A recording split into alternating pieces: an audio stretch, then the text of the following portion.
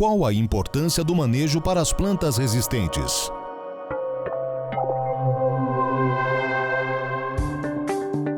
Qual a importância do manejo para plantas resistentes? As plantas daninhas podem ser consideradas um dos principais limitantes da produtividade das culturas. Quando não controladas, as perdas de produtividade podem chegar a 80%, além de reduzirem a qualidade da produção.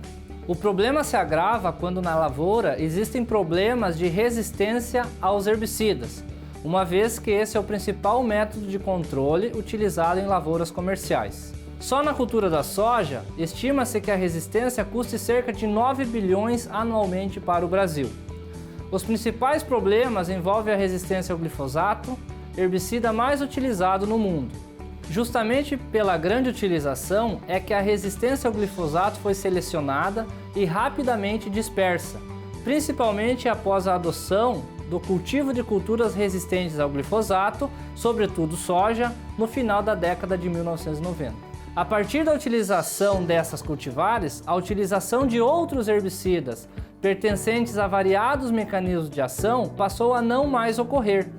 Isso proporcionou um ambiente favorável para que as plantas daninhas resistentes ao herbicida se reproduzissem e dominassem os ambientes agrícolas. No Brasil, existem 8 espécies resistentes ao glifosato, incluindo 3 espécies de buva, Coniza bonariensis, Coniza canadensis e Coniza sumatrensis, capim amargoso, Digitalis insularis, azevém, Lolium multiflorum, capim pé de galinha, Eleusine indica, capim de Rhodes, Chloris elata e caruru, Palmeri amaranthus palmeri. Uma vez que a resistência esteja presente na lavoura, a dinâmica do manejo de plantas daninhas deve ser alterada para que o controle possa ser efetivo, com introdução de novos herbicidas, mecanismos de ação e métodos de controle. Essas medidas são consideradas reativas, pois normalmente são adotadas após o problema estar presente. Esse é o comportamento da maioria dos produtores, combater a resistência ao invés de preveni-la. O recomendado é a adoção de medidas preventivas. Esse comportamento é chamado de proativo e envolve a adoção de práticas de manejo que retardem a ocorrência da resistência de plantas daninhas. Antes mesmo de existir o problema na lavoura, o produtor deve adotar técnicas que desfavoreçam a resistência. Essas ações proativas compõem o manejo integrado de plantas daninhas. Observando e acompanhando a tabela, é possível concluir que quanto maior o número de ações proativas aplicadas, menores serão os problemas com plantas daninhas.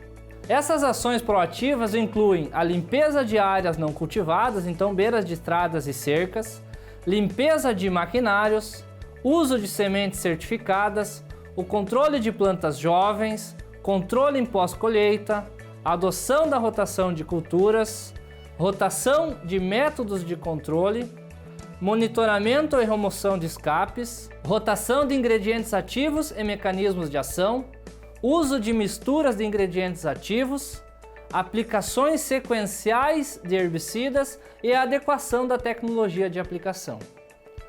As principais plantas daninhas resistentes no Brasil atualmente são a buva e o capim amargoso resistentes ao herbicida glifosato. Essas espécies apresentam algumas características que as tornam boas candidatas à resistência. Ambas caracterizam-se pela grande produção de sementes e a facilidade de dispersão pelo vento. Plantas de buva, por exemplo, podem produzir mais de 200 mil sementes, as quais podem se espalhar rapidamente para áreas vizinhas. Dessa forma, é importante prevenir e monitorar a ocorrência de escapes, pois uma única planta resistente pode produzir milhares de sementes, aumentando drasticamente o problema. Embora todas as ações proativas descritas na tabela sejam muito importantes, no aspecto do controle químico, a rotação de herbicidas e mecanismos de ação é fundamental para que a resistência não se estabeleça nas lavouras. Aplicando essas ações, um herbicida protege as possíveis fragilidades do outro, inibindo a ocorrência de escapes e, consequentemente, o estabelecimento da resistência.